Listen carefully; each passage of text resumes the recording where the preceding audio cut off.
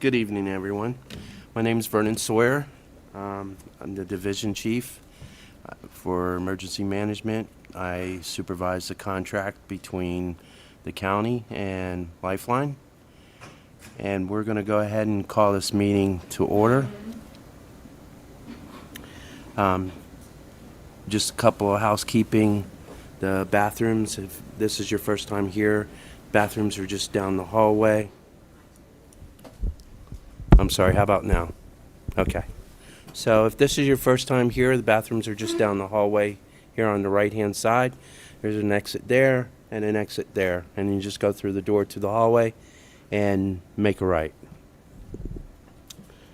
And I will turn it over to the chair. All right. I guess the first item on the agenda is the welcome and opening remarks and minutes approval. I believe I did send the minutes from the last board meeting to the board members. We just need to officially. Oh. Apparently, I need to speak louder. All right. So we need to officially accept the meeting minutes from the last board meeting, which was held. I forget when now. I think November. So could I get a motion to approve the last board meeting minutes? Motion to approve the board meeting minutes. All right, motion made by Calissa. Can I get a second? I second. All right, seconded by Katie Factor. All right, so we're going to basically just get started. Thank you everybody for coming. And the first item or the second item on the agenda is the current shelter operations update. So do we have the presentation ready to get up? Okay. It's up.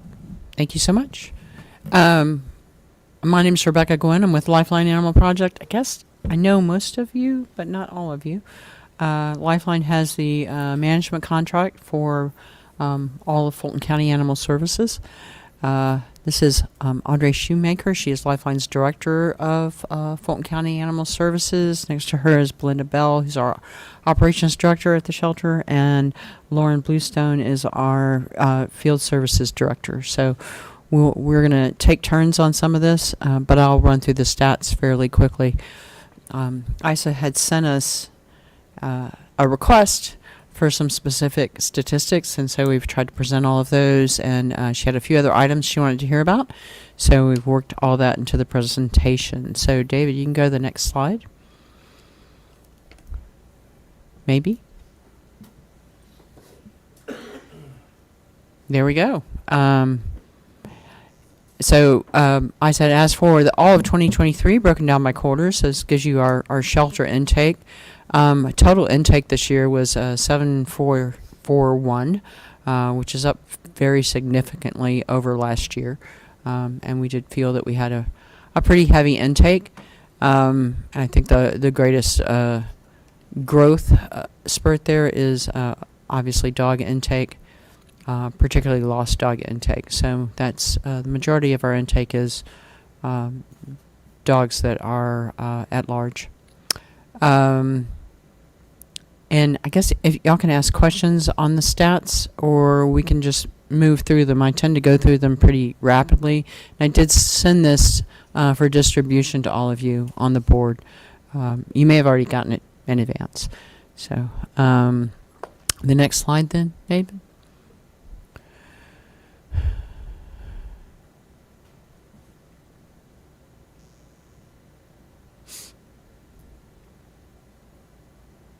Okay, then we have outcomes.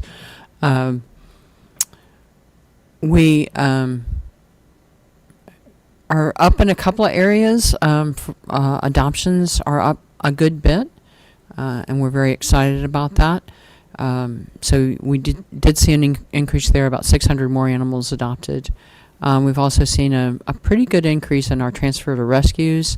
Probably there, if you look at the transfer to rescues, including to Lifeline. So we often transfer animals from the Fulton program into Lifeline's programs at our community animal center. Up until the new shelter opened at the end of 2023, we didn't have a lot of room for cats at the old shelter. So most cats would go almost directly to Lifeline's Community Animal Center. That's no longer the case. We have some beautiful cat areas at the new shelter, so we'll be able to accommodate cats better. Euthanasia is also up a bit. I mean, frankly, we just had some space considerations that really dictated that. So for the first time in a bit, we fell below 90% as a save rate at 88.3%. I guess the other thing maybe remarkable about outcomes, places where we're seeing some things. So return to home of our return to home numbers were down a little bit, and that's an area we'd like to see a growing edge on that. And I think that's all that's really notable about the shelter outcomes. Any questions about outcomes? For the euthanization numbers for second and third quarter, Uh-huh. they do tend to be a little higher, but would that be kind of because those are like, the high intake months, because those kind of represent like, the tail end of second quarter is like coming into the summer, and then the beginning of third is still summer? Yes, we did have pretty high intake during those time periods. I think that's where we saw the greatest increase. As most of you know, we did utilize an overflow facility while we were still in the old shelter, our Midtown location, and we did close it at the probably about mid-December is when we closed it, because the new shelter could accommodate a larger number of animals. It's full. It was full on day one, and it's full now. So, yes. We also fought some disease issues at the old shelter. We had a couple of outbreaks of flu, so we're hopefully past that. I shouldn't say anything about it though, because then we'll walk into it tomorrow morning. So, yeah, it's all good. Next slide.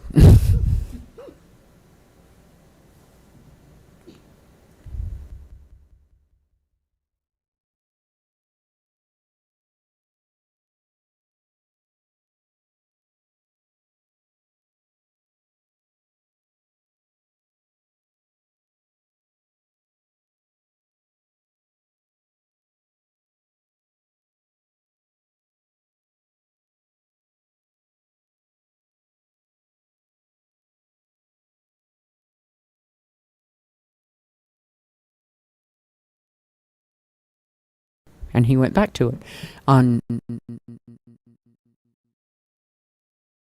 and then the same is true for cats as well. So you can see roughly it's about half and half. It's a little bit heavier in the field. Okay. But a good 45% of the intake, the shelter's intake, is coming in over the counter. It's much more for cats, because basically there's no law prohibiting free roaming cats in Fulton. So those field intake for cats is going to be mostly injured or nuisance situations, and most of the cats come in over the counter. But it's pretty heavy on dogs as well. So there's And then not we a also category. distinguish, so like those categories, if you added them all up, they're not going to add up to intake. We're showing you where different animals are coming from. So we have intake split between over-the-counter and field, but our lost intake, which is stray animal intake, basically stray dog intake, that's the combination of both over-the-counter and field. Copy. And there's not a category for like cruelty cases at all? There is, but not in the way these stats are broken down. So we do have a category for seized animals and stuff like that. If you'd like to see the stats differently, just let us know. Like if you'd like to see a breakdown of how many are at large, how many are seized, etc., we can do that as well. Yeah.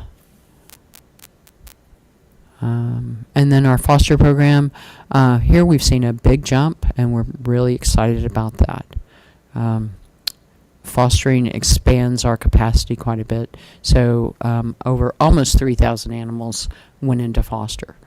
And that's I believe this count does not count Dog for a Day, but will count Weekend Warrior, which is fostering for just the weekend, and then short-term and longer-term fostering. So and we try to move like neonatal kittens and things like that into foster right away if we can't get them into rescue right away. So these aren't necessarily like unique foster trials. It's just the number of times an animal went out on a type of foster program. Correct. Okay. Yes. Yes. Next slide. And then our volunteer program. We have seen an increase, a little slight decrease in the number of volunteers, but an increase in the number of volunteer hours. So over 11,000 in-shelter volunteer hours and total volunteer hours, because some people do volunteer work outside of the shelter. Over 13,000 hours of volunteer hours. So that's really a lot, actually. If you would log, right. Is what it is. For those who have logged hours, and then there's other people who just show up and don't log their hours. But we've also seen an increase in the number of volunteer groups coming in, and that's groups from different, usually different local businesses. Some of the larger corporations like Home Depot have volunteer groups come in. We have volunteer groups from some of the different schools around, colleges, and fraternities, sororities, things like that. So we've seen an uptick there as well. It's about 2 or 3 a month, so that's good. What is the average per hour rate for an animal care specialist at the shelter these days? Average is probably around $18 an hour, maybe a little bit higher than that. We have some long-time folks in animal care who've been there forever, before some of you were born, even. So, and they're, over time have that kind of skews the average there. Entry level is between 16 and 17 right now an hour. So the reason why I ask is, with the numbers, then it's roughly volunteers are essentially helping the county with their efforts, and it equals about over $200,000 of free labor, essentially, with volunteer help. So I don't like to refer to it that way, but yes, if you were to put a dollar amount on it, I think the national dollar amount is $30 an hour. That's kind of high for our area, but yeah, it's in the $18 to $20 an hour range, sure.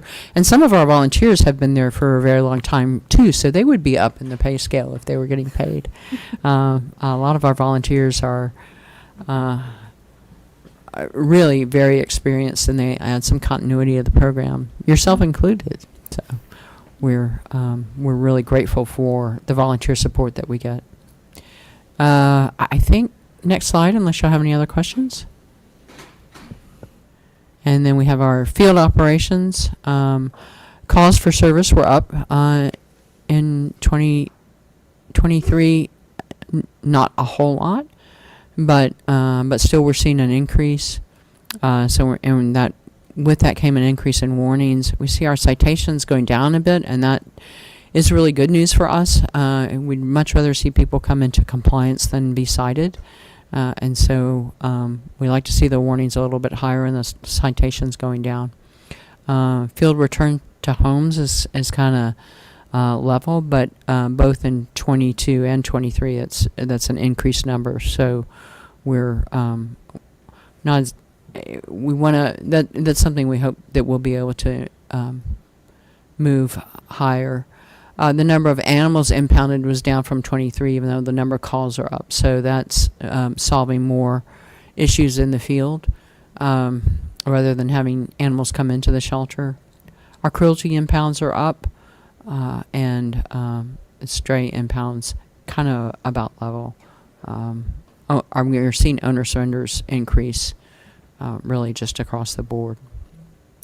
And we're going to talk a little bit about field operations. If you go to the next slide, and I'm going to do the next one and then let Lauren do the one after that. So one of the questions you asked was our service call priorities and response times.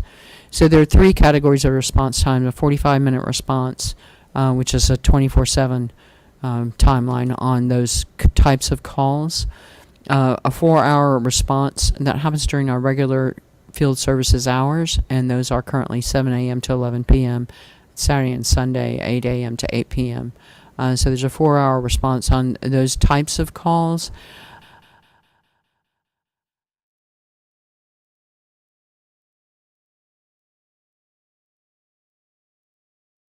Go to the next slide, David. I'll let Lauren talk a little bit more about all the types of services that fall into those areas as a much longer list. And you can read it, but it's also, Lauren, I don't know if you want to say more about response times and priorities, call priorities. Not exactly. Obviously, it is kind of spaced out by priority in terms of public safety and animal risk. Those are certainly the highest. I will say things like abandonment and confined animals, as well as investigations, while contractually it does say 24 hours, normally the officers are required to be out by 4, so in a 4-hour time frame. So it is meeting contractual agreement, but we're actually going a little bit above and beyond, just because some of those situations do rise a little bit higher. But we have, from what I've gotten out of Pet Point, I think we are at a 96% compliance rate for meeting these priority calls. So, did anybody have a question on the priority calls? Obviously, reaching anything 100% is unrealistic, like just the reality of any job, right? But would part of the reason be why you aren't higher is in certain aspects, right? Like when temperatures drop, you get inundated with so many calls, and so that kind of impedes like the SLAs that are listed here. Honestly, normally it's traffic. Oh, And I'm not in Atlanta. necessarily. Okay. I mean, the officers definitely prioritize very, very well. We've kind of instructed them a little bit different methods on time management, but a lot of it has to do, honestly, with a traffic situation versus the inundated call situation. And how many ACOs do we have now again? Currently, we have 15. We're budgeted for 22, and it's open for hiring right now. Okay. And the contract, these are average response time requirements, which we're aligned with that. And I think Lauren's talking about, actual times being 96%, at these marks or below. So our average time is probably a little bit less than what's required. But at the end of the day, that's really just words on paper. It's really, what's the performance, and that's what we're most interested in. So I would say traffic, not having the right address, those kinds of things are gonna. If members of the public are calling about a similar or the same thing, how is it communicated to like the second, third, fourth person who's calling, like that you guys already took in this call and are looking into it? Like, is that something that is handled at the dispatch level, or when it goes to you guys? Like, I'm just curious. So normally dispatch, and I don't want to speak on the county dispatch side, but from what we observed is that they will let the caller know that a call has been already placed. Sometimes there's duplicates. As far as our calls go, once we get that specific call, if the call type has changed or there's more information added, the officers can correct or reroute in what their main objective was to start, based on new information that we might have acquired. So, like, if somebody calls because there's a loose dog roaming, but then another person calls because this loose dog is actually trying to bite people, then, okay. Then we'll change the priority level up. Okay. Yes, that'll bump it from 24-hour response to 45-minute response. And if we do get multiple calls, our dispatchers and sometimes even our officers will try to call the complainant if the number was given to at least let them know that we have a touch point of we have received the complaint. That way it's not everybody doesn't think that we're hearing or just because there's multiple calls. Does that happen often where folks don't leave a number to call back?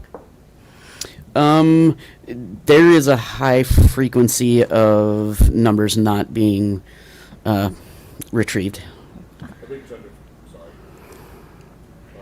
There's a big chunk, and I'm sorry, I was late, I was at another meeting, I apologize. My name's Joe Bearswain, I'm the Director of Emergency Services and Homeland Security for the county. And Animal Services falls as one of the divisions under the department. So sometimes, and I'll tell you, because Chris Swigert is the Director of 911 and Emergency Services for the county. I would tell you there's a big chunk of calls, just in general, that are called into law enforcement most of the time that are anonymous. People usually don't want to say, I am tattletaling on my neighbor. So because of that, they always say they want to remain anonymous. So it makes it very difficult when you don't have a callback number to call back and say, the dog was at 101 Main Street. Well, I got to 101 Main Street, the dog's not here, but I don't have a complainant to call back and say, where's the dog now?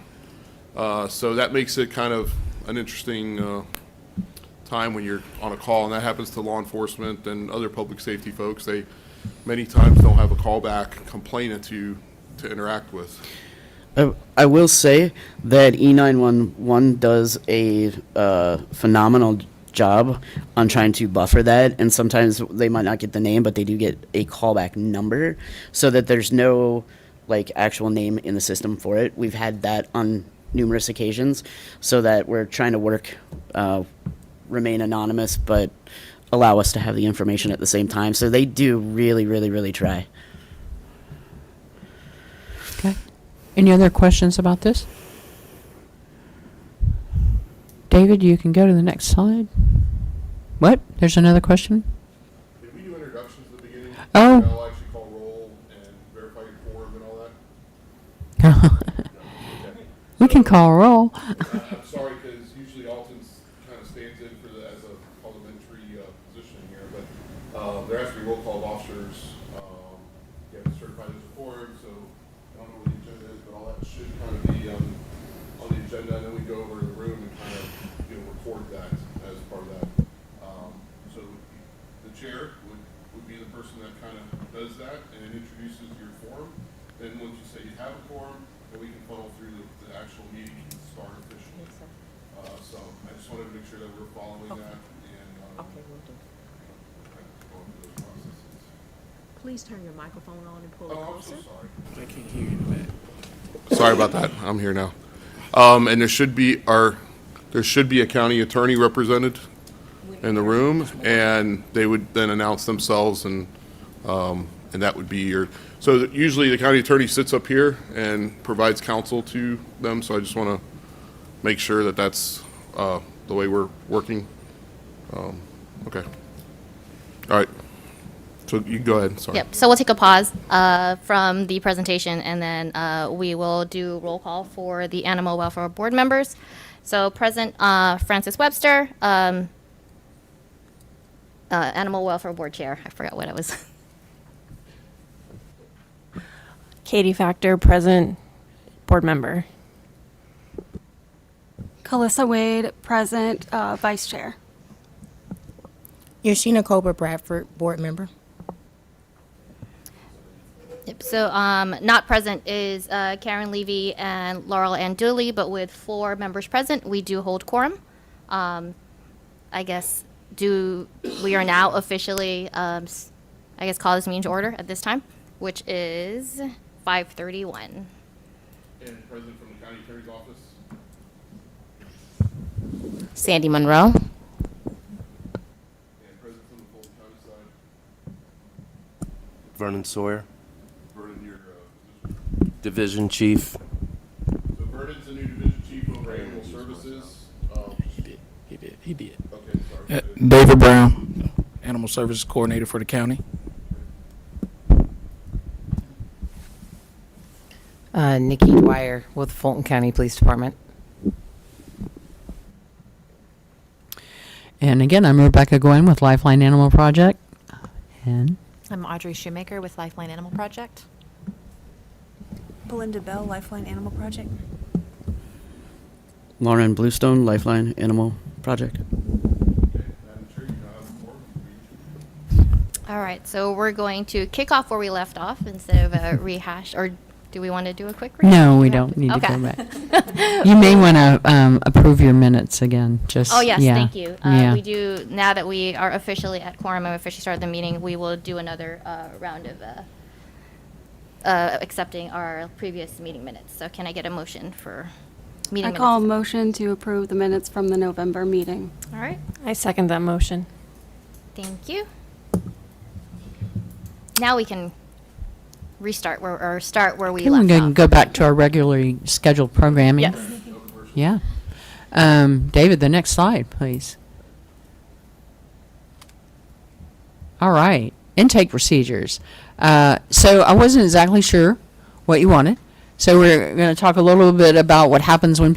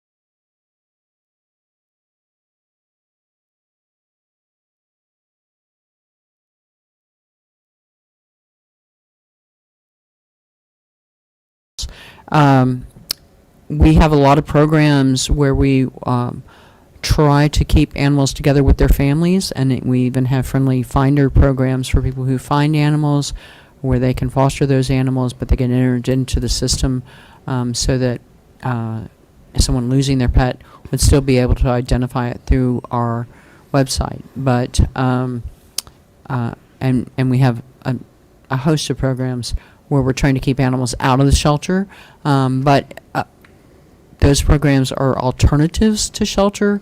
They're not an excuse to bring in an animal into the shelter. So if we have an animal that's truly at risk, or an owner who is in an emergency situation or other situation where they cannot care for their pet, we bring those animals in.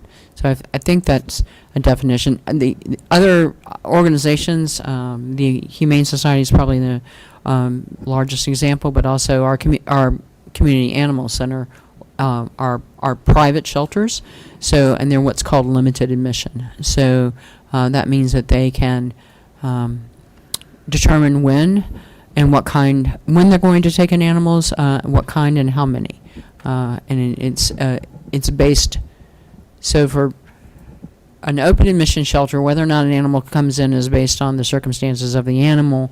For a limited admission, it's more dictated by the circumstances in the shelter. So if we're full and the animal needs to come in, they're still going to come in, if that makes sense. And with that, I'll let Lauren talk about intake. Basically, we have a couple of different kinds of animals. We didn't put in, Lauren, seized animals, but it's a similar process when it gets down to the nuts and bolts. So. So for stray animals, we do want to make sure that they are found in Fulton County.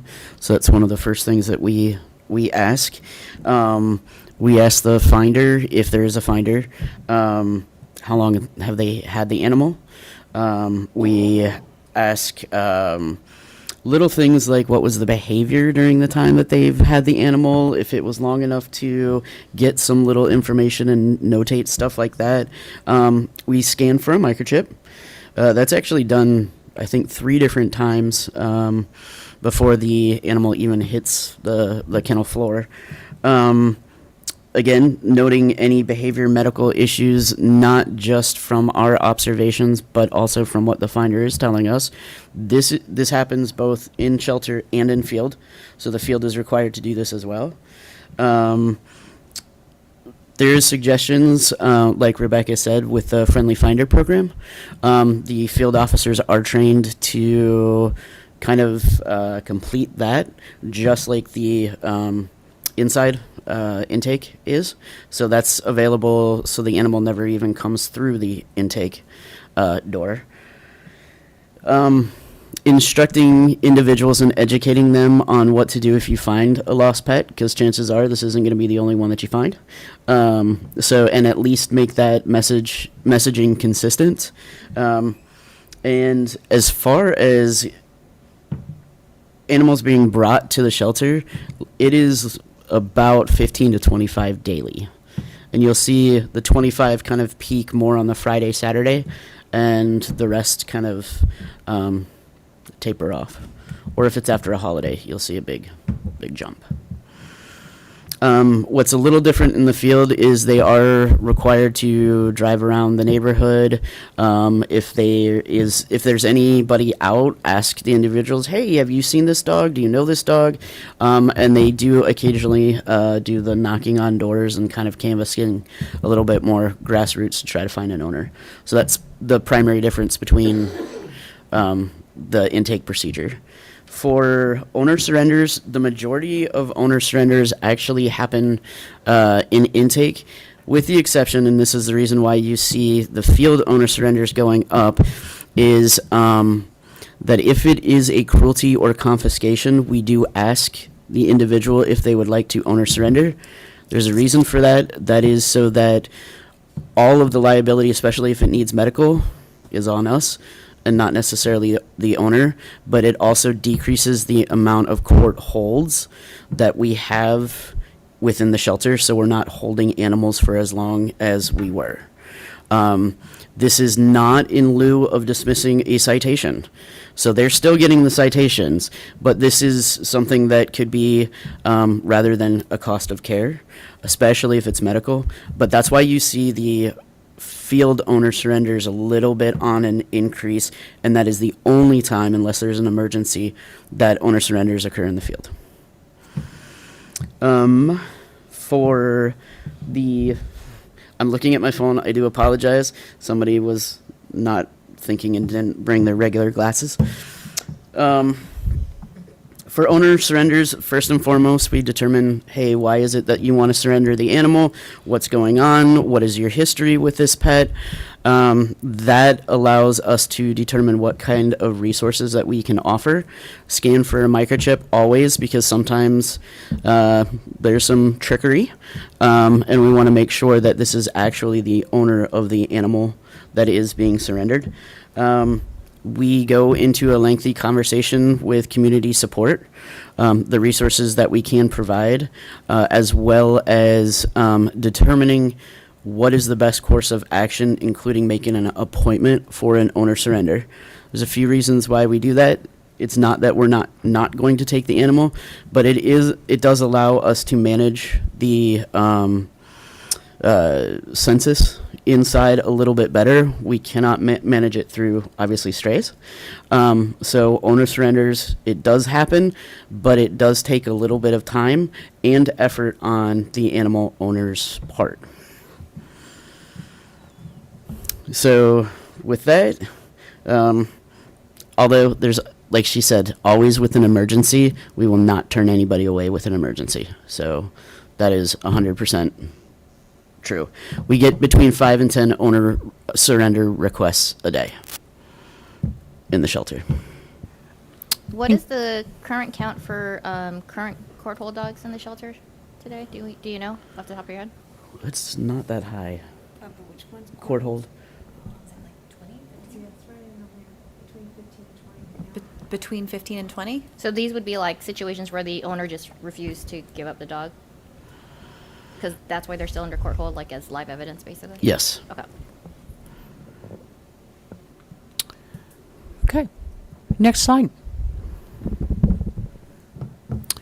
A lot more stuff. I'm going to let Belinda talk about it, if you don't mind, Belinda, talking about the shelter and the procedure to bring an animal either from the truck or from the counter into the shelter. So basically, we would scan for the chip again.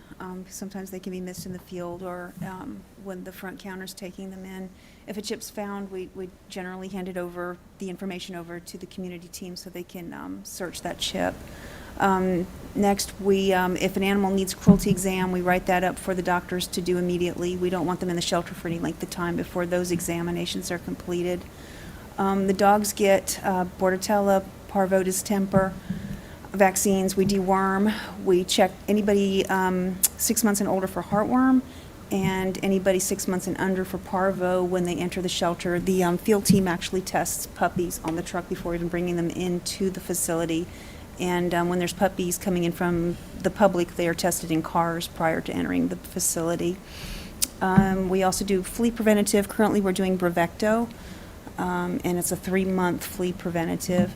Cats, pretty much same thing. We do the FERCP with cats, deworm, scan for chips, and we put collars on our dogs as they come in now for easier handling with the kennel staff. So it's easier than trying to loop them a lot of times. So we've started adding collars to dogs. If a dog comes in with a collar that has identification, we submit that to the community team so that they can search the chip, the tag on the collar or anything else that might be on the collar. We also take pictures of the animals. We try to get clear pictures. That's difficult sometimes. That's for further identification in case there's a person looking for a lost animal. What would you say is the average time it takes to complete intake for one animal? About 15 minutes. A lot of the tests take 8 to 10 minutes to process. Is that the question, or how long do they wait? Okay. Yeah. Okay. Any other questions about intake? All right. David? Okay. So that's really the bulk of what you asked for. I always like to give you guys the Pets for Life statistics, just because it is a program we run in Fulton County. It's about 6 zip codes within the city of Atlanta, where we're providing free services, veterinary care primarily, free spay-neuter, when we're trying to encourage people to get their pets spayed or neutered. And then we have a new mobile clinic, so that's why you're seeing a big uptick in the mobile vet visits for the fourth quarter. And we've also added pet food. For years, we didn't operate as a food bank, but since the pandemic, food has become a top priority. So we're operating a food bank as well. And our number of animals that we've helped is continuing to climb every year. The total clients helped is almost up by 1,000 animals from 2022 to 2023. This is a program that Lifeline runs entirely through philanthropic support. If we have animals or owner surrenders or anything going on in these zip codes, our officers will also refer people to this program for assistance. So we try to help people keep their pets and get into compliance through the Pets for Life program. We have 5 staff members assigned to Pets for Life. They have a wealth of animal welfare experience between them, and I believe 4 of them actually live in the neighborhoods. So where we're working with the community there. That's Pets for Life. And then the final thing, any questions about Pets for Life? Okay. And the final... I was going to ask for the mobile vet. Is that Fulton County specific, or is it Lifeline? That's Lifeline. So we operate in both Fulton and DeKalb County with it. So, Are and there- we're using it to provide some services in Pets for Life. Almost most of our clients, Pets for Life clients, don't have good transportation to either our College Park clinic, which is where we're doing most of the spay neuters, or to our full service clinic. Now, the very cool thing about the new shelter is it has a full service clinic in it. So as we get staffed up, we'll be able to shift a lot of the Pets for Life clients to the Fulton clinic, and they'll be able. It's a lot more convenient. It's the way the zip code lines are drawn. It's not in a Pets for Life zip code because there's this like tiny little narrow strip zip code that the shelter sits in, but it's adjacent to the Pets for Life area. So, yeah, What are the regulations for qualification in Pets for Life? live in the zip code. That's it? That's it. Okay. Yep. That's it. So it's a ever-growing, broad-based program. But these are animals I think they'd certainly be at risk. They may not necessarily be entering the shelter, but they'd certainly be at risk in the community. And so to be able to help an additional, if we're helping about 7,500 through the shelter, another almost 7,000 now through Pets for Life, as we hope is making an impact and helping raise the quality of life for pets and people in these areas. In the last slide, I think, if I have it right, hiring. So Audrey's going to talk about hiring, but it's pretty cool. We're getting really up there. We're actually fully staffed on animal care, which is a miracle. So, but I just stole your almost. Yeah, almost. Go ahead, Audrey. Yeah. Well, I won't run through each line because it'll be a little boring, and hopefully the streamers can see it as well. But we did jump from, I think at the previous shelter we had like 72 or 75 employees, and we're aiming to hire 134 for this new shelter. So December proved to be a challenge to hire people before the holidays. So that was a rough start for us to try to get people in. We were calling and interviews and people weren't showing up, and before major holidays like that, it wasn't a good time. Fortunately, we've seen an immediate increase in applicants and interviews and actual offers being made with acceptances since the new year. We absolutely prioritized animal care, and as Rebecca said, we are staffed up in that area. Aside from intake, I think we're down just 2, and I consider that part of our animal care team on the shelter side. We are looking for a couple of new veterinarians. That's going to be a big increase in addition to our teams that we have never had before. And most of our deficiencies right now where we're hiring are in field officers, which Lauren has been opening up and had a lot more interviews, I think, in the pipeline right now. We did just have a job fair, which we had 39 applications from the job fair. It was a good success, and we actually saw a lot of people from the neighborhood, so they were close by the shelter, which was helpful. We were able to immediately hire 3 client care coordinators, 3 field officers, 6 animal care specialists, so that actually closed our gap and completed our hiring for animal care for the time being. 2 vet assistants, and also our adoptions team is, I think, now completely filled as of this afternoon. So we are moving in the right direction as far as hiring goes, but we still do have some positions open. If you guys have anyone to send our way, please do. Most of our applicants we're seeing a lot of people when animal care, and on the field side, a lot of people from doggy daycare come in, and our front office, so community support, there's been a lot from restaurants, food industry, people who have high customer service and skills are things that we're finding some good success with. So we're pretty happy that we were able to get some more people on board, but we still do have a ways to go. We're at 111 right now. I think it might this afternoon be at 112 or 113, since we did just make a couple offers this afternoon with about 20 vacancies. Changes every day. Yes. So, but it was iffy at first, but we feel like we're at a manageable level. The contract increased the number of field officers from 15, where we are, to 22.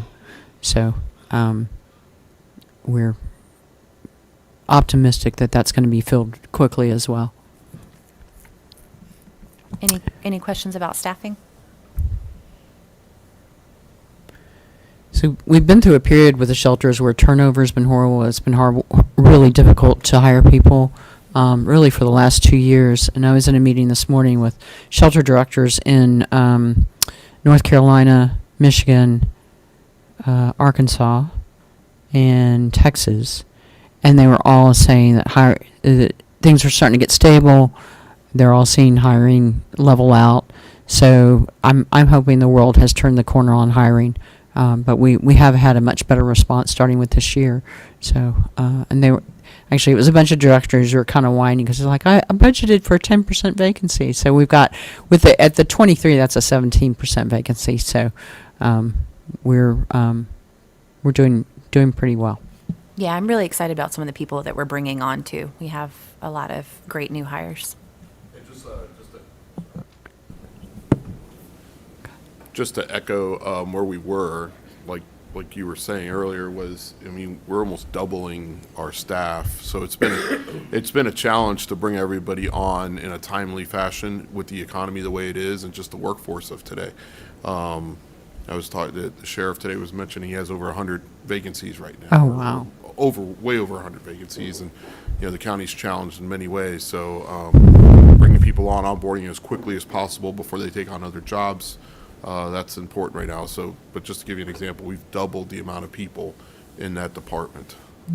And I think you guys would find this interesting because you're all pretty familiar with the shelter, but we have been working with our community animal center to help train. Specifically, we started with animal care, and we're implementing a new training program, which will at least get some of the basics in place for all new staff. They'll be trained once they come over to our shelter, but they spend the first 2 weeks at our community animal center. So they're learning stuff like, why do you clean this way? Disease prevention. How do you lasso a dog out of a kennel? Some basic body handling things. So they have some foundational knowledge before they come over to the shelter. Because we do know a lot of the turnover in a shelter environment it's very overwhelming. Fortunately, our new shelter is not as overwhelming as our old shelter, and sort of is in a different way. It's large, but it's not as challenging to work in as our old facility was. So this was a good time for us to sort of, in a slower pace, train new staff at the Community Animal Center. It's a little bit of a similar setup, slower and smaller, but similar setup as compared to our old shelter. So that's been working pretty well. Yeah, it's not as overwhelming. The cages are the same, and the protocols are the same. Yeah. When you walk into even a big building that's got 400 dogs in it, it's a little. You're like, what was I thinking? So we try to get them hooked in first. So when did this training piece start? Like recently, or? We started it in December. Yeah. Okay. Actually, November, didn't we? Yeah, Or is we November had and December? some Yeah. different facets of it, but we've sort of added different. Since it's working, we keep adding more and more teams on. The second team that we're going to be doing this with is our adoptions team, because it's pretty similar with having sort of a grand adoptions lobby, and so we're excited about having. It seems to be working, having opportunities to get people a little bit more acclimated to the organization and a little bit more acclimated to what it's like to work in an animal shelter before they come into a 55,000 square foot building with 400 dogs in it. Are you doing this with the already hired adoptions? We're going people to as start well? there, yeah. And Okay. we actually have, I think the 2 new hires, I don't know if they've already started, Belinda, do you know, at the Community Animal Center with adoptions, so new But like hires. the other ones are going to go too. Yeah. Okay, great. And that team's a little bit.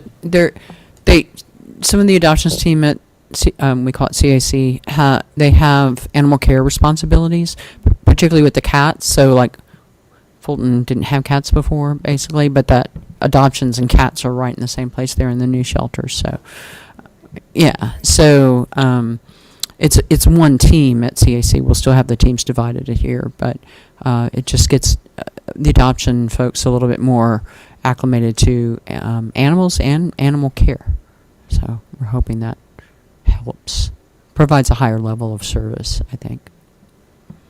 What's the, I guess, what is the outlook, or what are your guys' thoughts and feelings about how quickly we can staff up a new vet? Since there's still one and there's two. So we do fill in with contract vets. So we do have as most of you know, Lifeline has a number of veterinary staff and operations.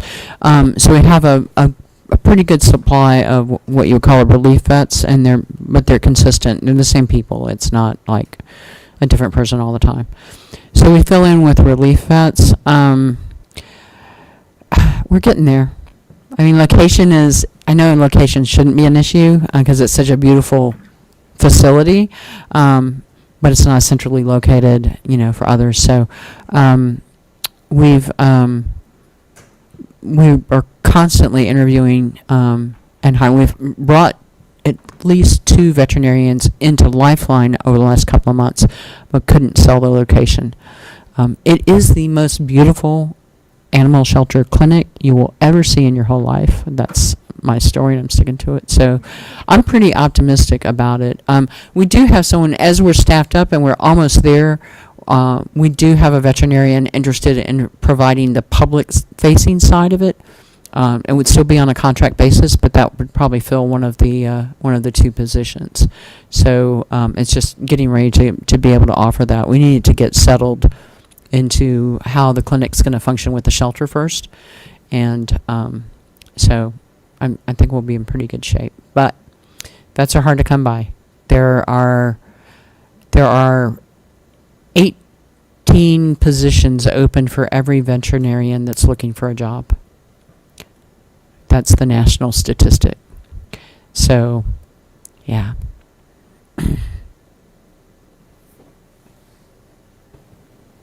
I think that is it for our presentation. So just to add to staffing, and Lieutenant Dwyer's in the back of the room. She, our budget, it's going through the budget process. I know it's coming up, but Lieutenant Dwyer comes to us from the police department, and one of the advantages is, so Lieutenant Dwyer and I believe a investigator will be assigned to animal resources full time. So in the past, we've always had to kind of find a law enforcement officer to work with us for warrants and so forth.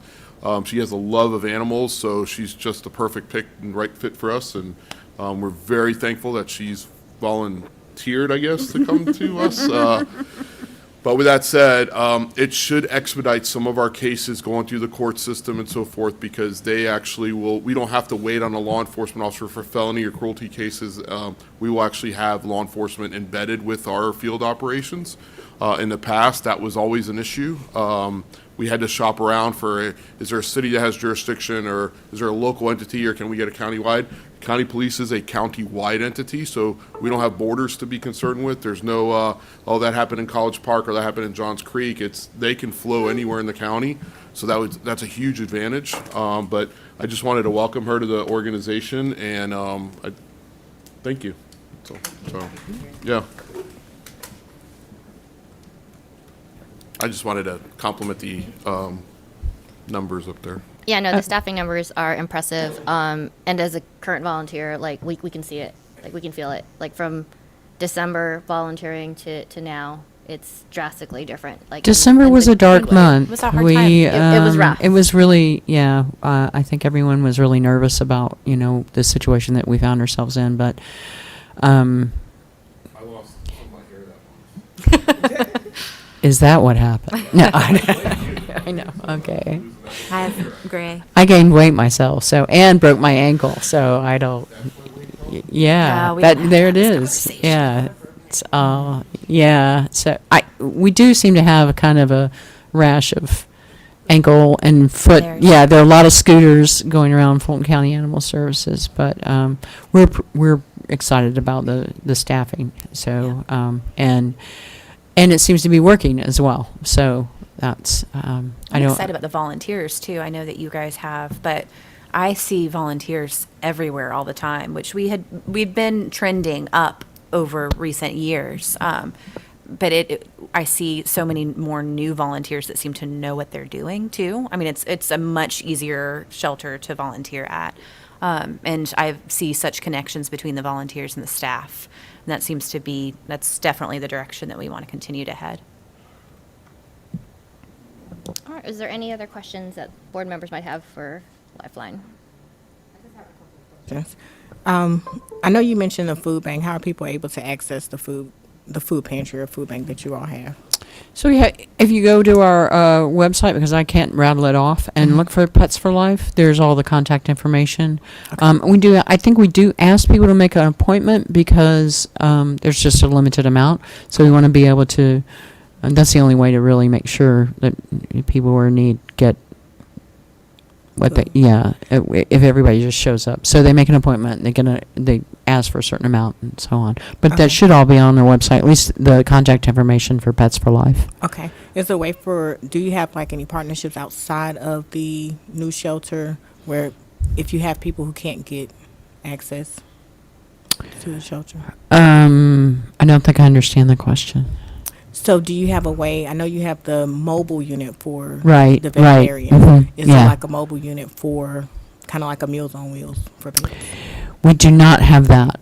Okay. Now, our officers do provide, a lot of times they'll be able to distribute some food if there's a certain situation that they, during the winter, they have straw. We've got dog houses. Sometimes the officers can distribute. So, we try to make that available so that the officers have access. And of course, they're countywide. Okay. And for your adoption day, how often do you have adoption days, and do you have them outside of the facility as well? So the shelter's open 7 days a week for adoptions. Okay. We do some off-site adoptions, primarily focused around our foster animals, and they're usually like in a Petco or PetSmart. We do quite a few off-site events. There's usually 1 or 2 every weekend, and they'll be in local breweries and cideries seem to be a big hit for reaching out to us. And most of those locations are fairly close to the shelter and then the West Midtown area, and then Petco and PetSmart stores. Okay. Thank you. That's all I have. Sure. If you have people that would like us to come out and do an on-site adoption, we're happy to do that. You can just email me or Audrey about it, and we'll get you to the right place. Okay. And I'm sorry, I just something that's notable. We are going to have our Healthy Pets Fulton event. It was just scheduled for March 23rd. It's going to be at a church, and I can't remember the name of the church. It's a church not far from our shelter, so South Fulton area. I think it's in the English Avenue area, isn't it?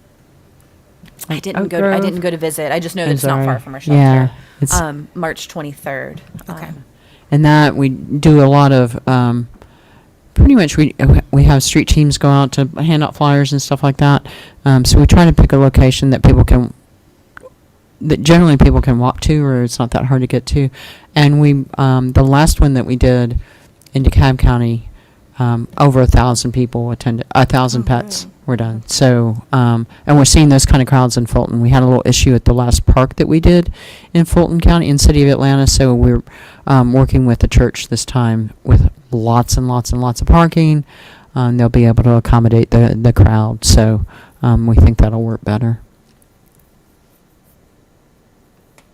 Yeah, the Healthy Pets event, the staff knows that's my favorite event that Lifeline puts together. So Yes, if you haven't been to one, you got to come because it's very impressive. And the fact that we vaccinate, microchip 1,000 pets, and they all get a bag of food, they get leashes, collars, and we have hot dogs for the humans.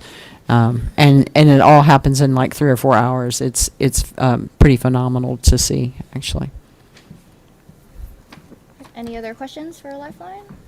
All right, we're going to move to the next item on the agenda, which is just kind of going through some shelter opening updates. I think it's like the 5th slide under. I did not put these in order, so it's on here. It's just not in order of the agenda. My apologies.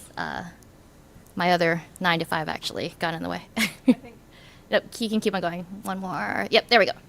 So the intent of this is really, the new shelter had recently opened. We opened in December. We understand that, like a new home, there's going to be some things that are on the punch list, right, that still needs to be addressed.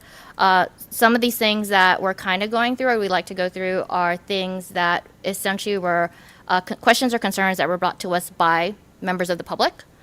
So if we can just kind of get an update on some of these items, I think that would be helpful, especially since I do know some folks are actually on the live stream, so they're probably interested in some of these questions. So the first piece is kennel cards. So on the left, high level, that's essentially what some of the kennel cards look like. You see the little green piece of paper on the top left of the left photo and the little white paper on the right side of the photo. So kennel cards are a concern for volunteers and members of the public when they come into the new shelter, because the kennel card is essentially the piece of paper that gives the members of the public information about the dog. It also gives the volunteers information about how the dog should be handled. So there's kind of like a safety element there, because since, from a behavior side, the dogs are kind of assessed, I guess by levels based on how one can handle them.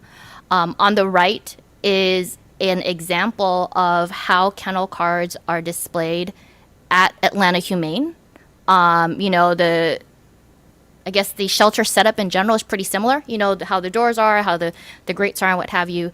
So just kind of a question on what could we expect in terms of how kennel cards would be displayed at Fulton, since the shelter is now almost a month old, or it is a month old, right? And the kennel cards are still, I guess, kind of in flux in terms of how this information is going to get displayed, as well as even numbering of the kennels themselves. The shelter is so huge. I've been there many, many times, and I still get lost, and I still don't know what room is where.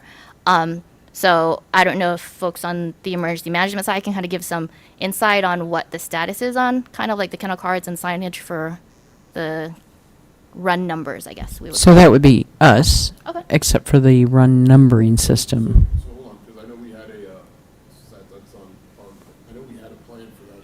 So the kennel cards will be in by the 5th. Oh, sorry. So the kennel cards will be in by the 5th.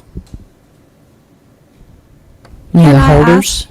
Holders for the Yeah, cards? the holders. Oh, I'm okay. sorry, the Oh, holders. nice. Are we For the doing kennel them cards. similar to Atlanta Humane, or are we deviating to something different? That I don't know. Belinda can answer that. As far as I understand, they're putting the metal holders on. They removed the smaller ones about 2 or 3 weeks ago and said they were replacing those with the correct ones.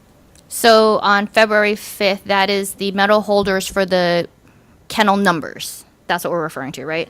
It's actually for the cards, so I don't know what to expect on the new ones, but we can adhere numbers to those. Those are really small. Well, that's why they removed Okay. those. Yeah, Okay. they removed those and indicated they were the incorrect ones. So what's the intended size, I guess? Like, what would be the size of these then? Because so what we're using now is 8.5 by 11. At the old shelter, it was basically half that size. So what, yeah, I guess like size-wise, like what are we about to hold?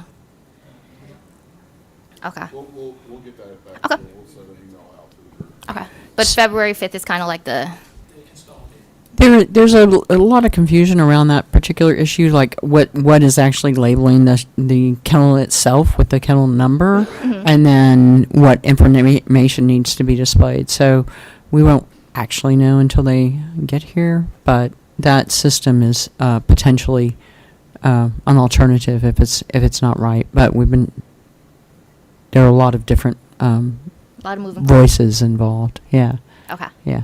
No, this is exciting though. February 5th. It's exciting. Whatever it is, it's going to be better than a slip of paper in the door, I promise. Yes, or Yeah. nothing at all, right? Or- Yeah. Well, it can't be nothing, no. Yep. Yeah.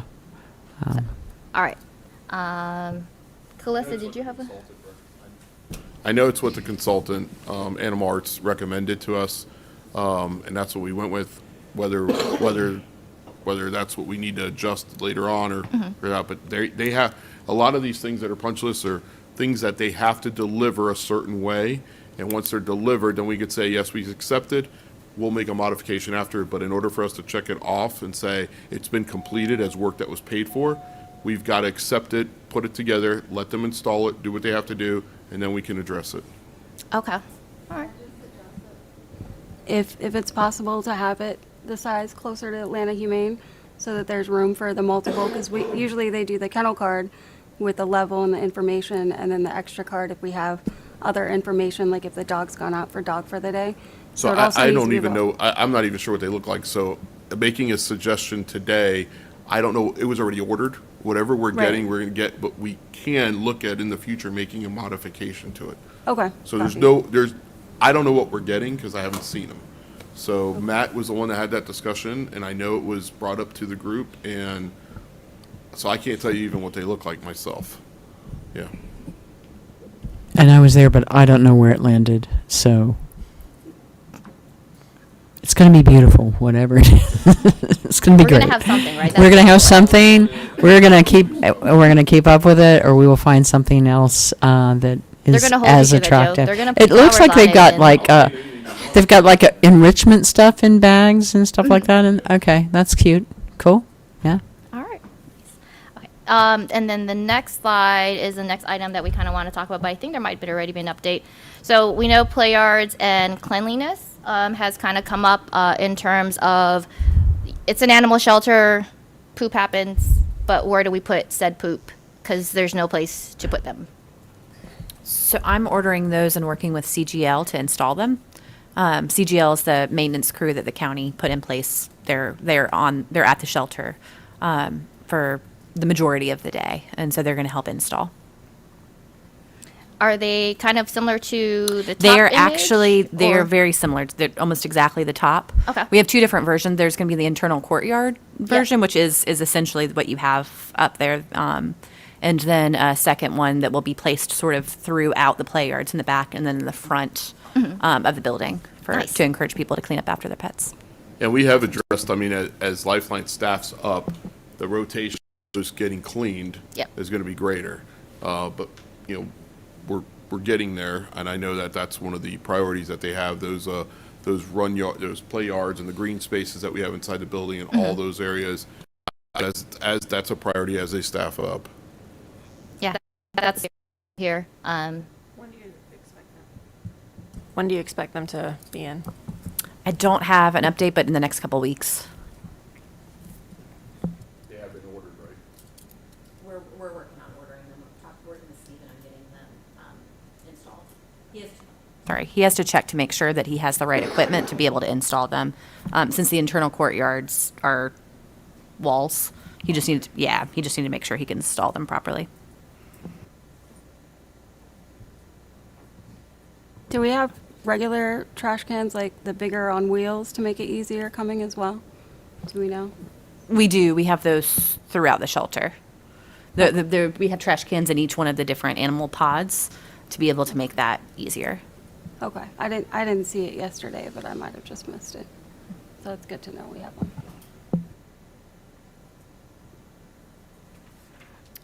And then the last image, but it's not the last thing on the list because they didn't have photos of the other things. So the laundry. We know this is a temporary solution, but it would be good to know kind of what the status is for laundry. I didn't realize, but the washing machine on your right requires quarters. So it's interesting on how staff and volunteers kind of get around making sure they can use that. But I understand, the washing machine piece here is temporary, so just kind of if we can get an update on when the actual industrial size washers would be in place. And then on top of that, we understand that the dryers, there's, I guess, one dryer that's broken and one that's not 100%. If there's an update in terms of like maintenance of those as well. So I'll let David answer that. Yeah, with the new dryers, they're shipping on the 31st, so that's Wednesday. The dryers or the New washers? washers. No, I mean the washers. The Okay. washers. The dryers, the current dryers that we had, they had an error code, but it was corrected, so it should be drying fine. Is that correct? Yeah, it was just a error code, but the dryers, they're not malfunctioning. Okay, cool. And sorry, you said the washers are when? They're getting shipped on the 31st. On the 31st. Okay. On the shipped. 31st. So they come from Texas. So once we get them, they're gonna move those out and install the new ones. Okay. So Excellent. as soon as possible. Yeah.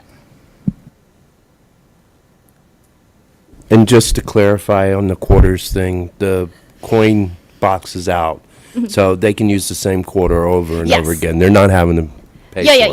yeah. That's true. It's just sounds a little silly, Yeah, the it's a little fact that quirky, yeah. a quarter is involved, even if we repeat the quarter. Yeah. But that's why I say it is. We understand it's a temporary solution.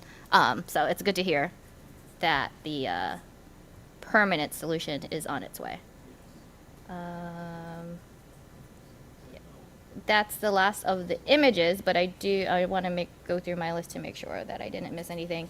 Play yard gates. I know there was some concerns about the security of the play yard gates in terms of, like I guess the baseboards where there was gaps, between the actual floor or ground and the baseboards. Have we come up with a solution in terms of a permanent, like, secured fix, or is that still kind of being looked at? So I reported that to Logan and with the construction company, and I'm still waiting for them to get back. But we walked the yards, and I pointed out, because it's not just the one area where you can see, there's other parts that are having issues as well. So that's been reported, and he's supposed to get back to me, and I should have a update for the next meeting. Okay. So it was acknowledged it is a design flaw.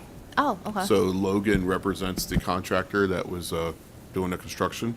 So they haven't come up with a solution yet, whether they're going to pour concrete or whatever, but he's going to get back to us. Okay. But it is a design flaw by the designer. Okay. Our next animal welfare award is in 3 months. Would we be able to get an update before that meeting?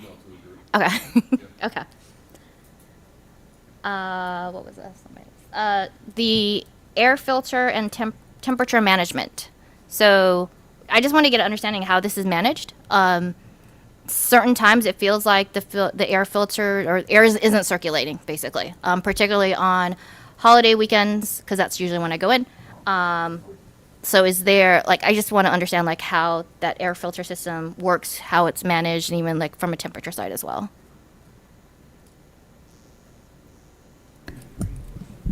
Yeah. Yeah, so our Department of Real Estate and Asset Management's not here. As we get complaints of room 101 is hot, room 102 is cold, sorry. As you get complaints of room 101 is hot or room 102 is cold, I mean, we are creating tickets for them to get fixed. They do get corrected, but I want to say it hasn't been completely turned over to county to function, but that's something we're going to take back because it's been an ongoing issue. And are we saying this is still occurring today? I'm getting yes. It's not as severe as it once was, but you'll have one room that's chilly, you're putting on a jacket, and the next room you walk in and take off your jacket. And that is true of the animal pods as well. They're also, with the crazy temperature changes that we had recently, we had a lot of condensation, which CGL, Stephen, was working through those issues, and that seemed to have some additional, like, the fire alarm was going off, so the condensation was causing some issues throughout the I know the building as well. HVAC vendor had said that because we were propping open doors, certain doors, it was causing an issue with one door open, one door closed, and HVAC not being able to regulate in that area because the doors are not, those doors were designed to be closed. So I don't know if I don't know if that's on your agenda, but I know there's a key issue of which doors stay locked and unlocked and open, propped open and all that. So I know that they're working through that, and that could be part of the contributing cause to it, but I'm not 100%, so that's another one I'll have to get back to you. So what we'll do is we'll bring these back, and Vern will put an email together to the body, to the whole body, on these exact topics that we can't answer today, because I just don't know. Because I know, like, around the featured dogs area, it gets really hot up there, and there's no doors propped open. No, saw it yesterday. Yeah, so I'm not sure. Featured dog area, okay. Like Yep. pretty warm. So It's funny because I was there the other day and it was not warm in that area because that's where Seymour was, and I was literally hanging out with him. So It's not consistent. Yeah, okay. Some days it'll be okay, the next day it'll, I Well, I was gotcha. also curious too if maybe it's like, because I know for our studios, they set it on a timer, and then on the weekends, it's adjusted differently. So I know, like, I was there yesterday on Sunday, and it was warmer. I don't know if it's adjusted differently on the weekends, if that's part of the problem. It's funny because it shouldn't be, because we have that as one of the county buildings that's up and running 7 days a week. And 24-hour adjustments are on 24-hour buildings. But yeah, we will definitely get back to you on that. Absolutely. Yeah. And then you kind of mentioned the door situation. So yeah, like in terms of, it's not. So I know I just in a nutshell, I know they're working through the door issues. I saw a email from, we're actually even installing a couple of extra card readers. I know blanks were provided. So now I know David and Vern have gone through with Lifeline staff and identified what doors need to basically remain unlocked all the time, which doors get locked, and maybe swap in some doors or some door locks.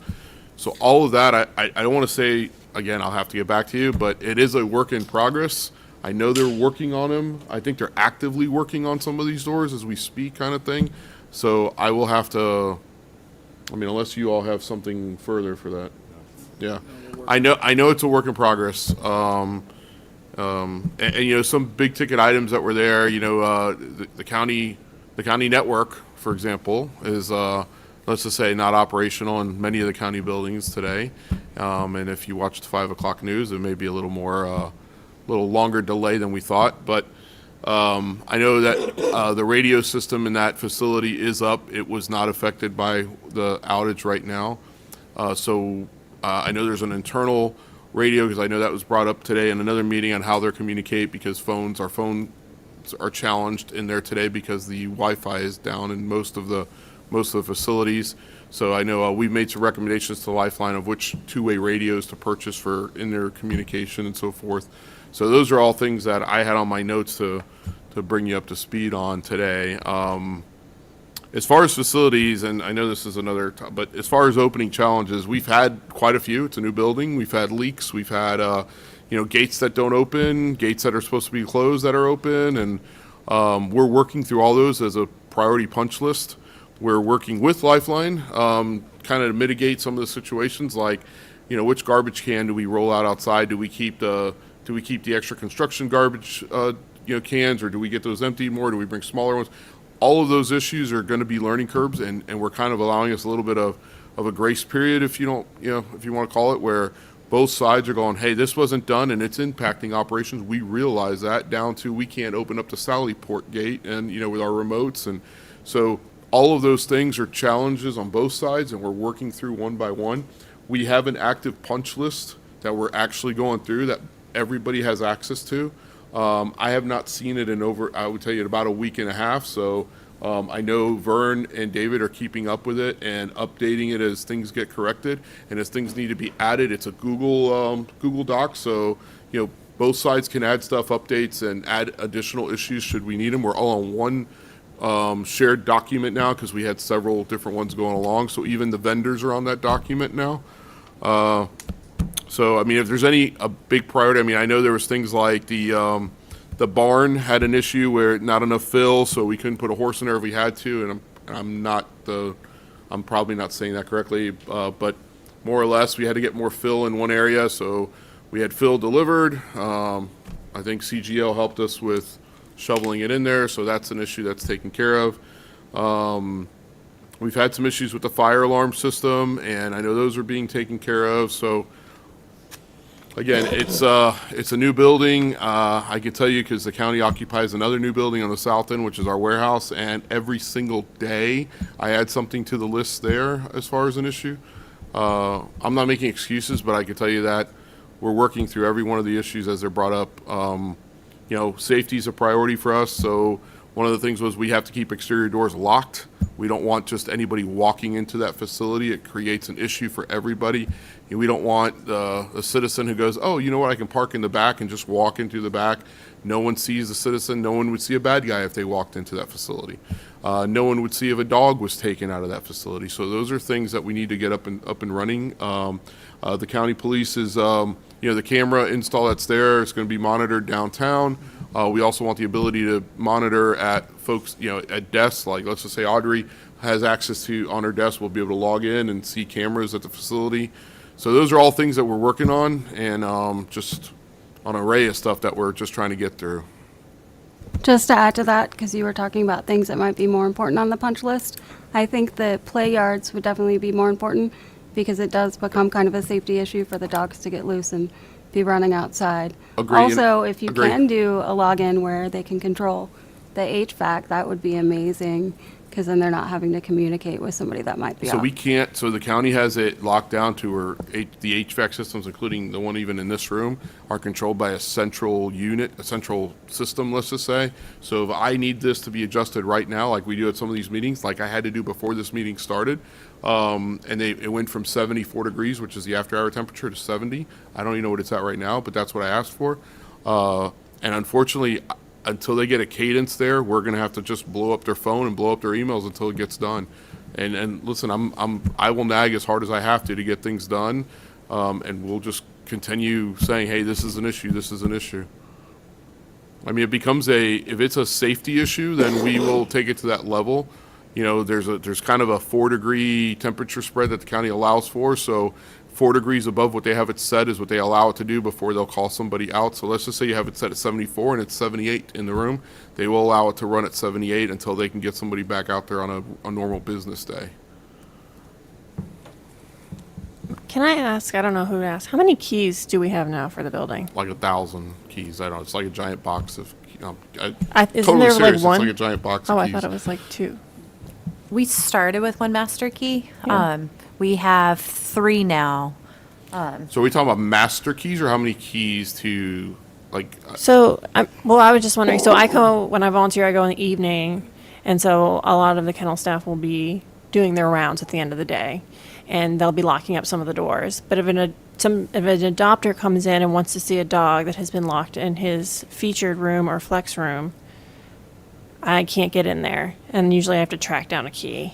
Or if I see that they don't have enough water at the time, or something like that, and I want to be able to get in there, I usually have to like run around looking for a kennel manager. So we do have keys in the key box so there's 2 keys in the key box for each finger, and that key works every door in that finger. Okay. What do you mean? So we got like 5 fingers, 1, 2, 3. Yeah. It's 5. So it's 2 keys, 5 runs. 5 we call runs. them fingers, but Well, what about each of the rooms too? yeah, it works. The key is 1 key, so one key will open up every single room in that area. right. Right, but I think that there's only like 3 of those keys around. No, so it's 2 keys per run. Okay. So how would I It's- get the So key? there should be. And there they should be a sti- lifeline person. Yeah. Like, I know you're a volunteer, but let's just say there should be a full-time person that's assigned to that area. So they carry their key, then there's an extra key. So if I'm responsible for run number 1 and responsible for all the dogs in run number 1, I should have a key to everything that opens up run number 1. So the reason why we don't just give out master keys is because if you compromise a master key, I'm not asking for one. I was just wondering if there's like, I'd like the pathways room could have one or something. more than whether or not there's a key.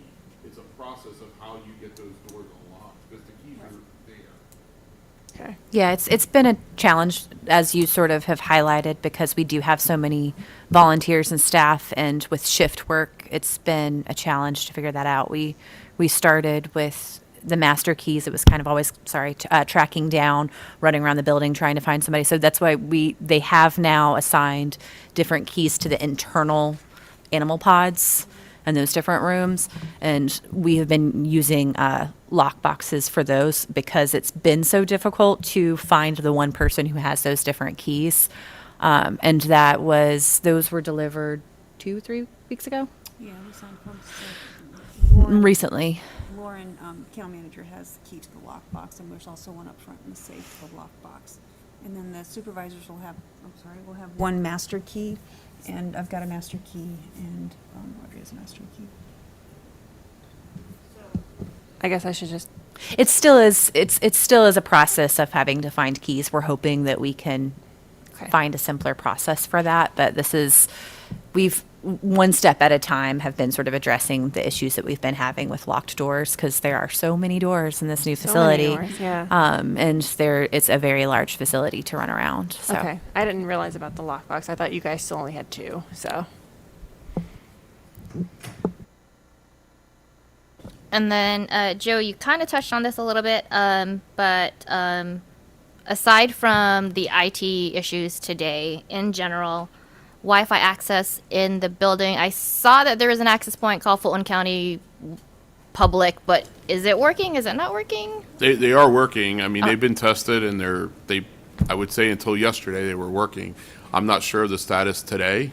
IT had them up this morning, and I'm not sure what I didn't ask that question this afternoon. I've used that one before. There's having a different issue today. We don't really know, but it just has a habit of kicking you off. You have to log back in every now and then. But Yeah. you get a screen on your device that says, agree to the terms and conditions. Yeah, I So think when I was there 2 weeks ago, it wasn't working. I got no internet connection, but I think this past weekend it was. I got the Fulton County, agree to the use of that thing. But is it, do we need to consider Wi-Fi extenders or Wi-Fi boosters because the facility's so large? And No, we actually, there's 100, there's over 40 antennas in that building. Oh, okay. So, it's not just, it's a pretty robust system. Okay. They did have some hiccups in it, and it has gone up and down, but you'll see those boxes all over the place in there. So, there's 100% coverage in that building for Wi-Fi, and it extends outside of the building up to the gate. So, If there is an issue, is that something that we'll just bring to the attention of Lifeline? Because also the building is made of concrete, and sometimes, yeah, Wi-Fi. cellular phones in there are a challenge. You can do Wi-Fi you can enable your phone to do Wi-Fi enabled calling when you're in there, and you can jump on that Fulco Public, and if you have a phone that has that capability, you can use that. But I was told that the bandwidth in there is pretty good. It's supposed to hold up at 400 people, and hopefully we don't even have 400 dogs in there. So,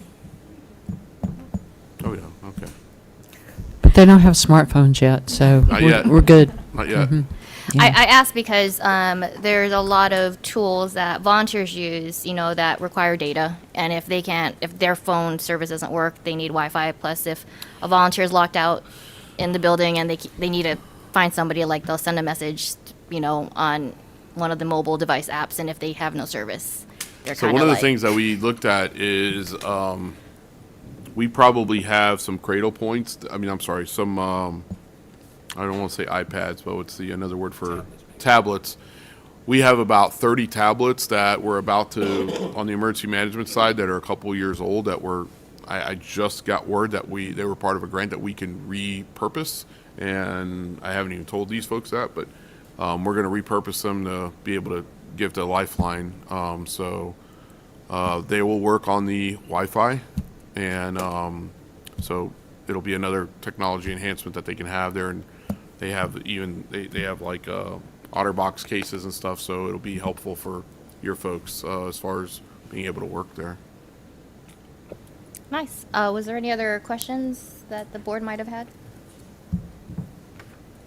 Joe, was there any other updates you wanted to share from a new shelter? updates? No, I could move into the budget. Yep. If there's no other questions, we can go to that next item on the agenda, which would be the animal welfare budget update. So the good part is we do have a budget, but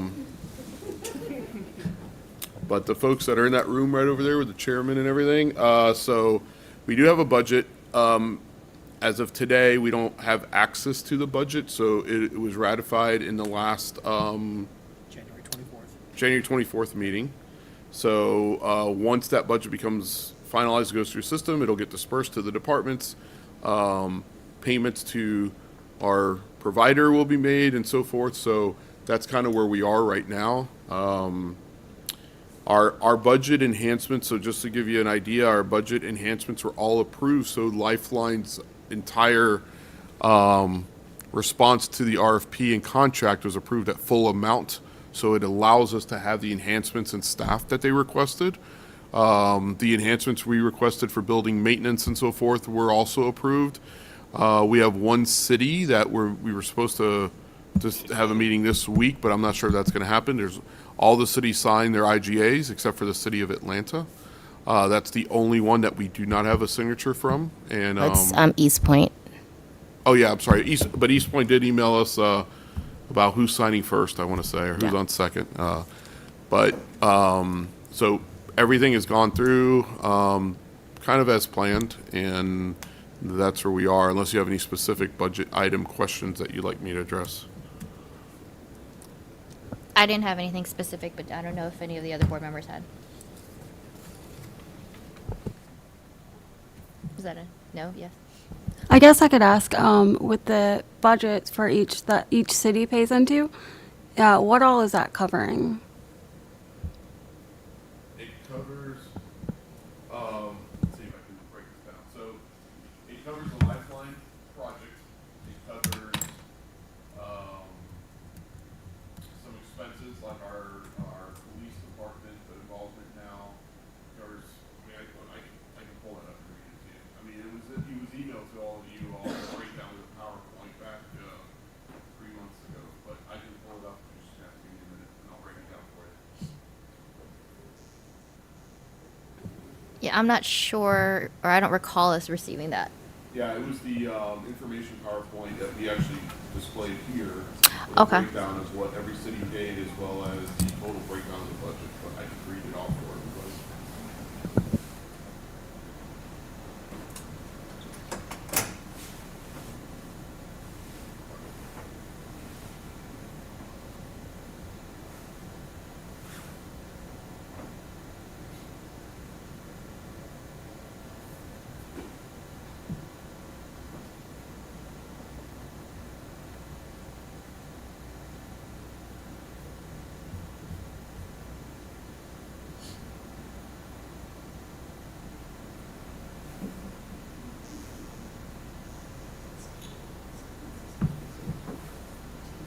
The animal service total budget is, I want to say it's 11,926,000. Contractual services is 9,080,000. Annual, so the cities pay for, I'll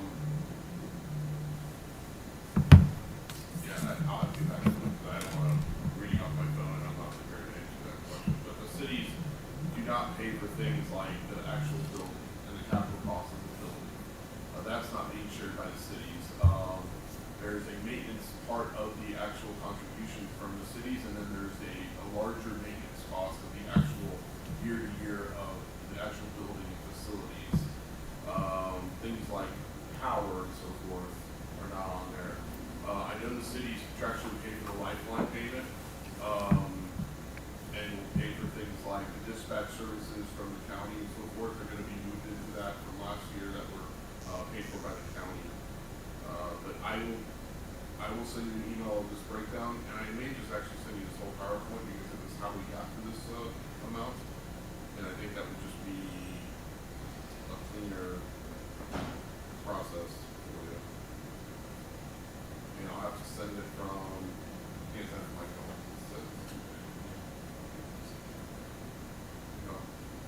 So I will send this to you. Actually, I'll have Vern send it to you. He has a copy of it, and he'll send it to the group again with these other ones. All right, great. Is there any other questions about budget? Oh, there might be more after you send that, so please do send that. Okay. All right, so next on the agenda is Animal Welfare Board committees. From the last meeting, there is a thought to kind of create committees or subcommittees, I guess we'll start calling them that, amongst the Animal Welfare Board to really figure out what we as a board want to do for the county. So we've kind of identified four committees. And within the committees, they'll either be co-leads or leads. to ultimately kind of define and shape the goals of these particular committees.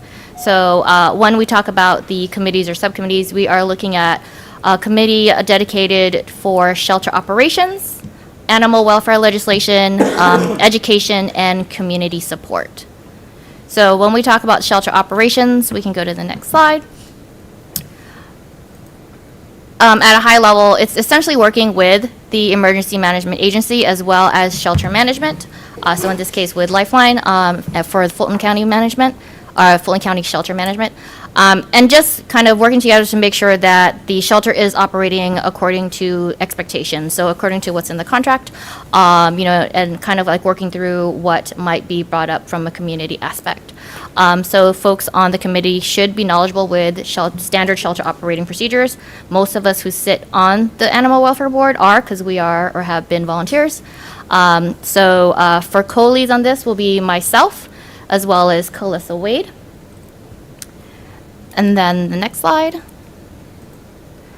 Animal welfare legislation is going to be another subcommittee. So essentially this is going to be our committee that's going to help identify and monitor any type of upcoming state, county, or local legislation or ordinance related to animal welfare. We're kind of use this committee to help keep a pulse on not just what's going on in the county, but also kind of what's going on statewide. Whatever they find out and discuss, we'll carve out some time during the welfare board meetings to kind of go through kind of an update on animal welfare legislation as a whole. And then the co-leads for that will be Laurel Ann Dooley, who, as I mentioned, is unfortunately not here today, and Yoshina Colbert Bradford. And then we'll have an education subcommittee. So this is really just it's going to be a committee that's going to help put together any type of educational program related to animal welfare topics. So the topics would really cover or would help with general public outreach and would essentially be open to pet owners and non-pet owners alike. So this is for everyone. And then the co-leads will be Karen Levy, who also is unfortunately not here today. She might be on the stream, listening to the live stream, and Calissa Wade.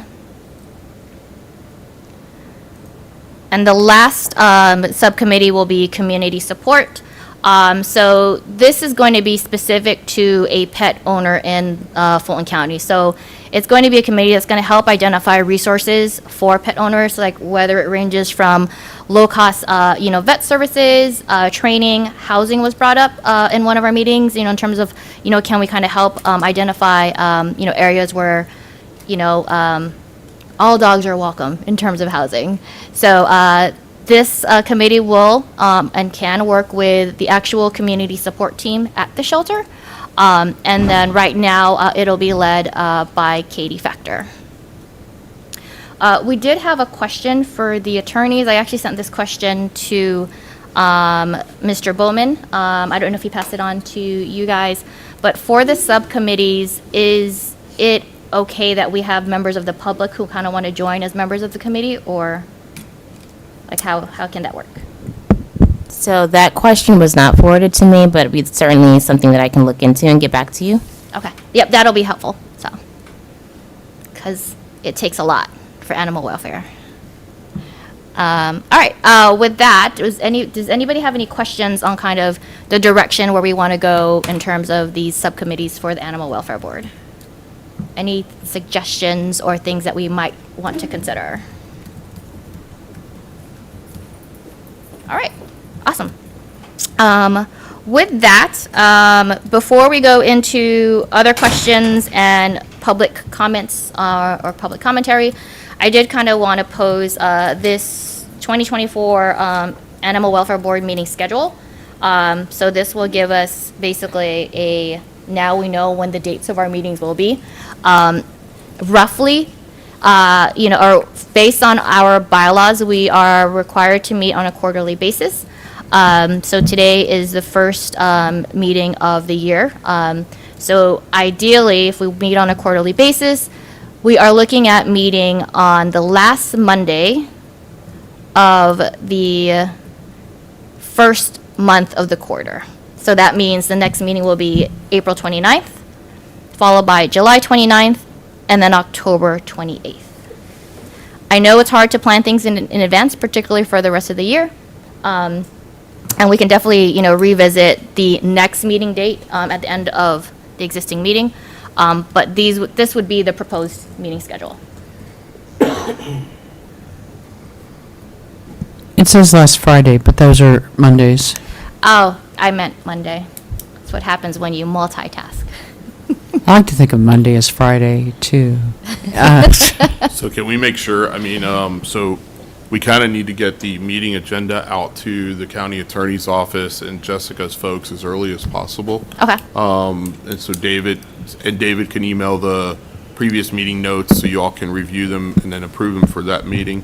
David, can you make sure that this gets on a calendar invite and make sure you include Lieutenant Dwyer for R&R side? So we can start working through that. All right, will do. And just also wanted to note to add me to those emails, preferably as a primary point of contact, and then you can CC Mr. Brad Bowman, and that goes for any legal questions, scheduling. It's always best to have as many hands in the pot as possible to make sure there's no delay or lapse in terms of coverage for your meetings and questions that you may have. I can share my email address. It's Sandy, SANDY.Monroe, MONROE, at FultonCountyGA.gov. All right, thank you. You're welcome. All right. So I guess if anything, does anybody have any objections to the April 29th next meeting? All right. And I will start working on getting David our agenda. All right. With that said, are there any additional questions or comments from the public that want to, or any comments from those who are here at the meeting? If you want to step up and close. Yep. Thank you for coming.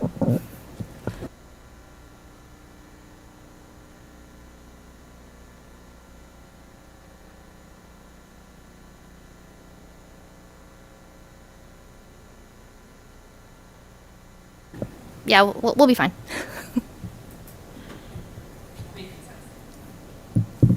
All right, go ahead. Hey, I'm Rachel Stanley. I'm a community member. And I know y'all are doing a very hard job.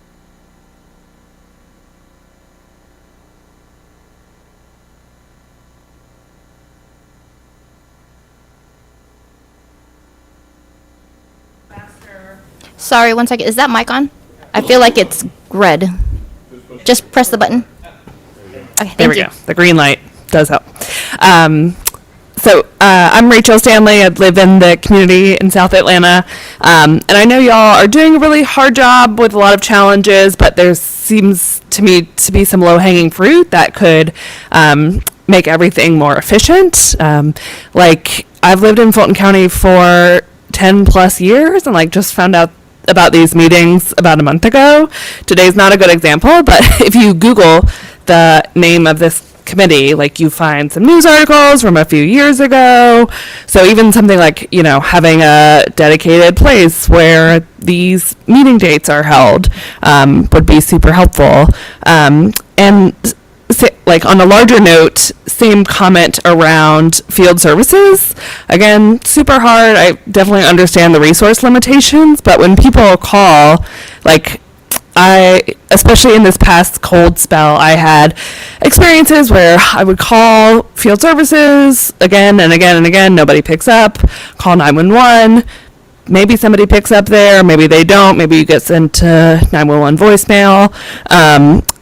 And again, I understand the resource limitations, but, something like having a voicemail with a little information or having a little 101 on the website saying, here's what you can expect if things aren't operating in the ideal way, you don't blow up the phone, leave a message and you can expect a call back in X amount of time.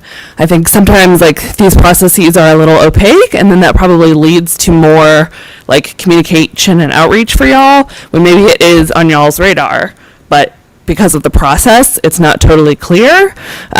So again, recognize the challenges, but I would just love to see like a little bit more information about what y'all are doing in this room, and especially field services, and like what can and could happen, especially around cases of abuse and neglect and stray animals, would be helpful and maybe streamline y'all's communication a little bit. Thanks. Thank you.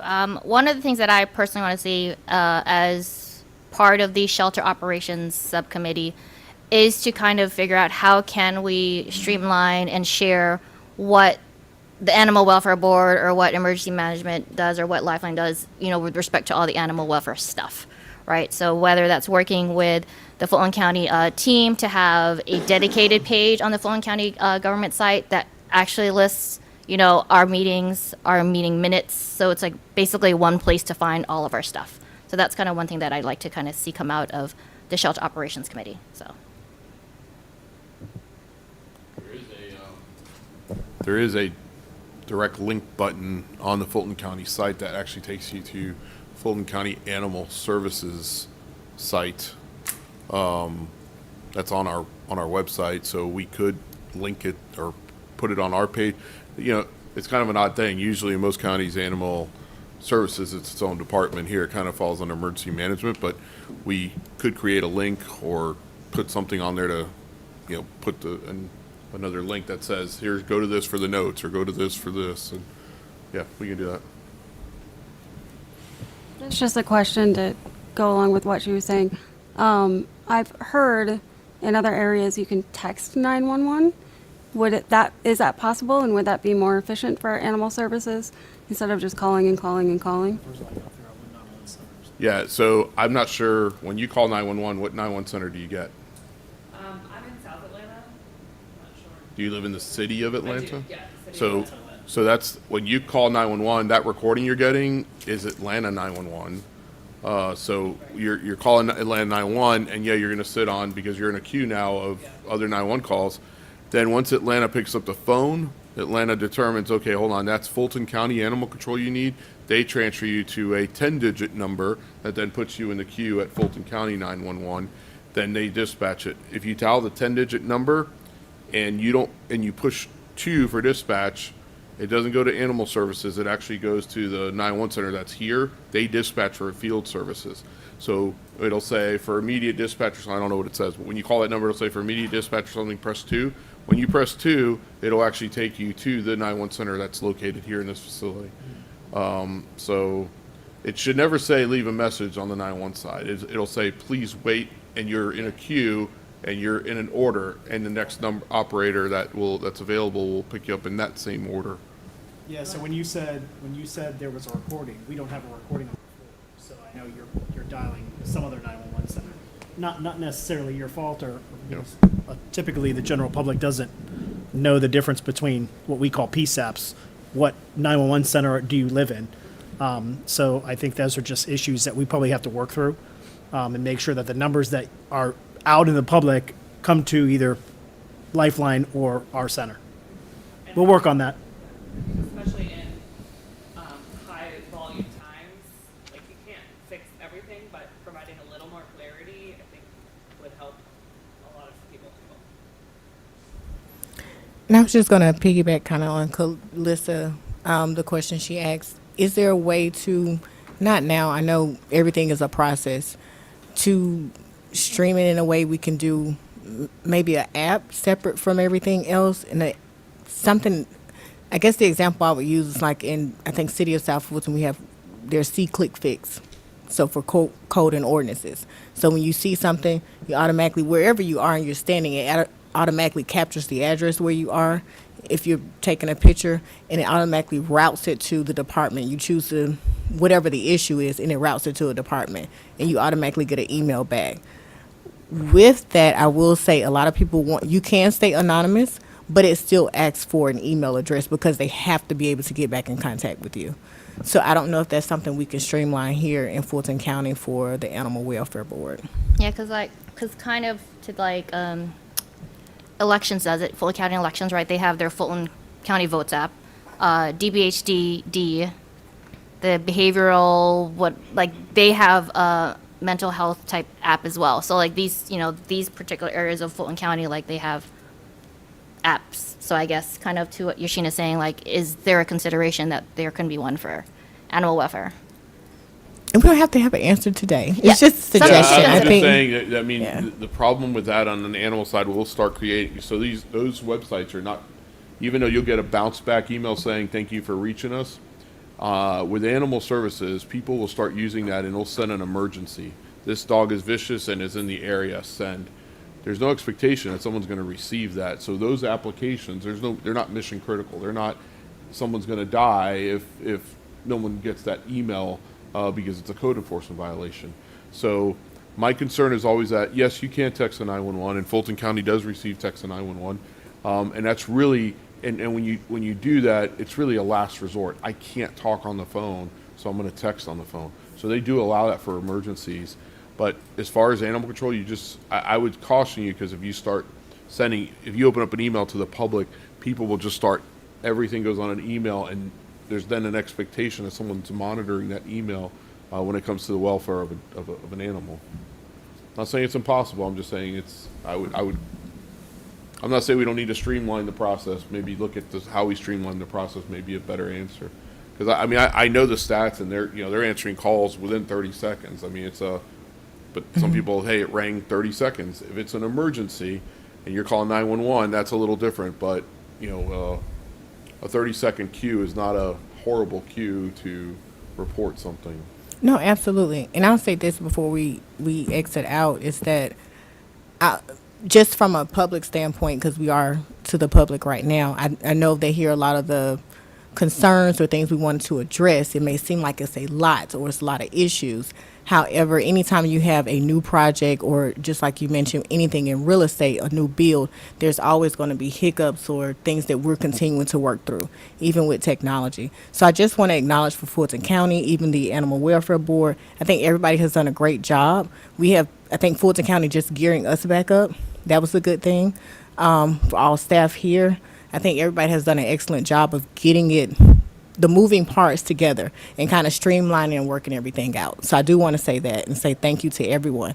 And I think within 90 days, we're going to see a lot more happening, but the building is just open. So there are a lot of things that will change over time.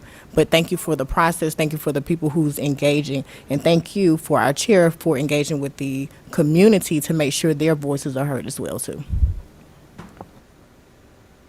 Very well said, Yoshina. Is there any other public commentary? All right, right on time. So thank you all for attending. As mentioned, the next Animal Welfare Board meeting will be April 29th. We will work on how to make sure that gets communicated more broadly, kind of as to what Ms. Stanley had mentioned in terms of try to centralize our communications. With that, it is 6:59. Can I get a motion to adjourn the meeting? Motion to adjourn. All right, perfect. And the meeting is adjourned.